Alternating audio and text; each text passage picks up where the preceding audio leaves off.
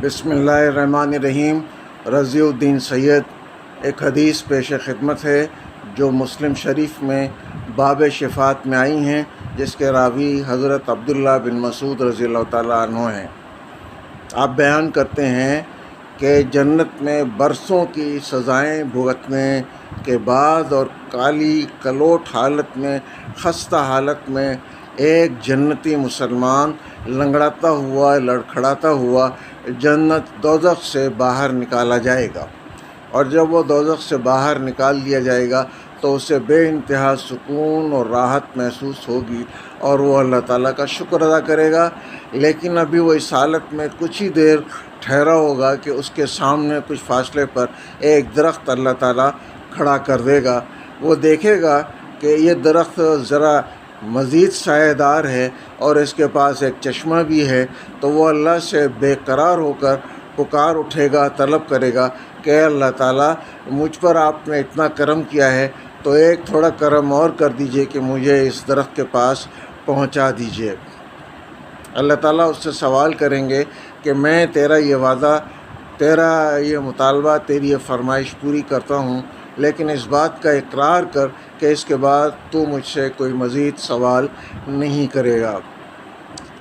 وہ بندہ اقرار کرے گا، اللہ تعالیٰ سے کہے گا کہ اللہ تعالیٰ میں مکمل طور پر اپنے اس عہد پر کاربند ہوں، تو اللہ تعالیٰ اسے اس مقام سے نکال کر اس درخت کے سائے تک پہنچا دے گا۔ یہاں وہ بہت سکون محسوس کرے گا اور چشمے کے پانی سے فیضیاب ہوگا۔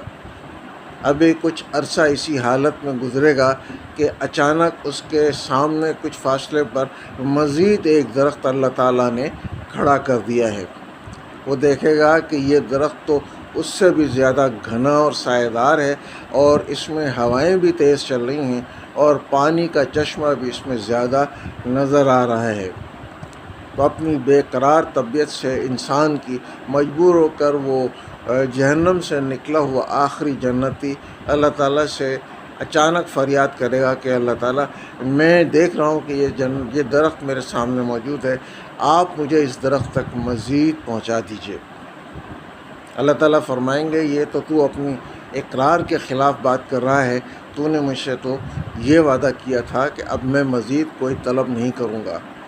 وہ کہے گا کہ اللہ تعالیٰ بس میرے اندر یہ طلب ہے، آپ مجھ پر کرم کیجیے اور مجھے اس درخت تک پہنچا دیجیے۔ اللہ تعالیٰ اپنی عنایت سے اس شخص کو مزید اس درخت تک پہنچا دیں گے، جہاں پہنچ کر وہ مزید سکون کا سانس لے گا اور اسے محسوس ہوگا کہ باقی جو درخت تھے وہ اس درخت کے مقابلے میں کمتر تھے، سایہ بھی یہاں گھنا ہے اور ہوائیں بھی اس کی ٹھنڈی ہیں۔ وہ یہاں سیراب ہوگا، پانی پیے گا، سانس لے گا کہ اللہ تعالیٰ اس سے کچھ فاصلے پر مزید ایک اور درخت کو کھڑا کر دے گا، اور وہ شخص جب اسے دیکھے گا تو اپنا یہ درخت بھول جائے گا اور اس درخت کی طلب کرنے لگے گا۔ ظاہر ہے کہ اس میں کچھ زیادہ ہی سکون اور فیض ہوگا۔ ایک بار پھر اپنی بے قرار طبیعت سے مجبور ہو کر وہ جنتی آخری اللہ سے طلب کرے گا، فریاد کرے گا کہ اللہ تعالیٰ مجھے اس درخت کی جگہ پر اس درخت کی جگہ پہنچا دیجیے۔ اللہ تعالیٰ اس سے کہیں گے کہ ابھی تو نے مجھ سے مزید وعدے کا، مزید طلب کا عہد کیا تھا، تو اب یہ نئی فرمائش کیسی؟ وہ کہے گا اللہ تعالیٰ بس آپ بڑے مہربان ہیں، مجھے یہ درخت بھی، یہ مقام بھی عطا فرما دیجیے۔ اللہ تعالیٰ سمجھے گا کہ یہ اپنی انسانی فطرت سے مجبور ہے، بے قرار ہے، بے صبرہ ہے، تو اللہ تعالیٰ اسے اس نئے درخت کی جگہ پر پہنچا دے گا۔ ابھی 5واں درخت اللہ اس کے سامنے مزید کھڑا کرے گا، اور وہ اس درخت سے بھی زیادہ حسین اور بہت دور تک سایہ رکھنے والا ہوگا۔ تو وہ اپنی بے قرار طبیعت سے مجبور ہو کر ایک بار پھر عہد شکنی کرے گا، اور صحابی حضرت عبداللہ بن مسعود کہتے ہیں کہ مزید وہ پھر طلب کرے گا۔ اللہ تعالیٰ پھر اس سے یہی سوال و جواب کر کے اسے اس درخت تک پہنچا دے گا۔ ابھی وہ یہاں پہنچا ہوگا کہ اس کے کانوں میں یہ جو درخت ہوگا، یہ جو مقام ہوگا، یہ جنت کی حدود کے بالکل متصل ہوگا، سمجھے جنت کے بالکل پاس باہر موجود ہوگا، اور اس کے کانوں میں جنت کے مکینوں کی آوازیں، ہنسی خوشی اور چہچہاہٹ اور بچوں کے بھاگ دوڑ کی آوازیں آ رہی ہوں گی تو وہ بے قرار ہوگا اور اللہ تعالیٰ سے فریاد کرے گا کہ اللہ تعالیٰ جب آپ نے اتنا کرم مجھ پر کر دیا ہے تو تھوڑا کرم اور کر دیں اور مجھے جنت کے اندر ہی داخل کر دیں، جنت کے اندر مجھے پہنچا دیں۔ اللہ تعالیٰ یہاں سوال کریں گے، وہی دوبارہ دہرائیں گے اور وہ بندہ پھر اسی طرح سے دوبارہ اپنی معذرت پیش کرے گا، فریاد کرے گا کہ یہ انعام بھی مجھ پر آپ کر ہی دیجیے۔ اللہ تعالیٰ مزید عنایت کرے گا اور اس کو اس جنت کے اندر پہنچا دے گا۔ یہاں وہ محسوس کرے گا کہ اس کے پاس جو انعامات ہیں، جو زمین ہیں، جو اس کی جائیداد ہے، وہ یہ سمجھے گا اپنے گمان میں کہ اس سے زیادہ وسیع جائیداد، نعمتیں تو شاید کسی اور کو میسر نہیں ہوں گی۔ وہ کہے گا کہ دل میں کہے گا کہ میں تو اس جنت کا سب سے بڑا مکین اور سب سے بڑا دولت مند ہوں۔ اس موقع پر اللہ تعالیٰ اس سے سوال کرے گا۔ یہاں اللہ تعالیٰ اس سے سوال کرے گا کہ میرے بندے تو خوش ہے، راضی ہے میرے اس فیض سے، میرے اس انعام سے؟ وہ کہے گا اللہ تعالیٰ بس اب مجھے کچھ اور نہیں چاہیے۔ تو اللہ تعالیٰ اس سے کہیں گے کہ نہیں، تو مجھ سے مزید طلب کر۔ تو بندہ اس موقع پر کہے گا، صحابی راوی بیان کرتے ہیں کہ اس موقع پر وہ بندہ کہے گا کہ اللہ تعالیٰ آپ مجھ سے مذاق کر رہے ہیں، اتنا کچھ تو آپ نے دے دیا، اب مجھے میں کس چیز کی طلب کروں؟ آپ اللہ ہو کر بھی مجھ سے مذاق کر رہے ہیں۔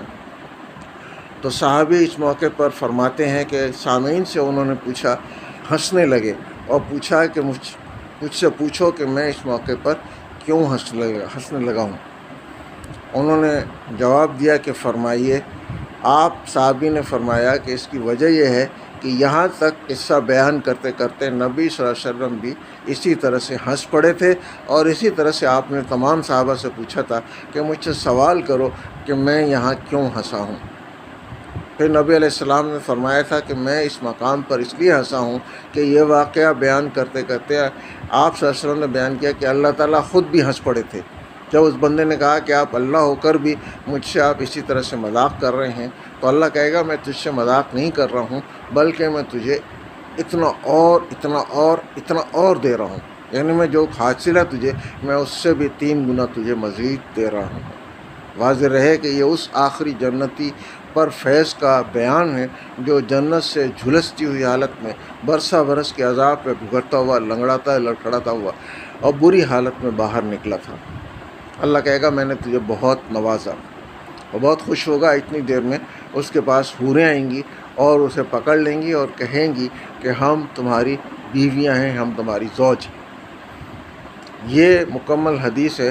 اس سے اندازہ ہوتا ہے کہ اللہ تعالیٰ اصلی جنتی کو، جو بالکل ہر لحاظ سے پہلے مرحلے پر ہی جنت کا حقدار ہوگا، تو اسے وہ کس قدر زیادہ نعمتوں سے نوازے گا۔ وہ کہتا ہے اللہ تعالیٰ عند ملیک مقتدر، وہ بیٹھا ہوگا سب سے مقتدر بادشاہ کے بالکل قریب۔ رضی الدین سید۔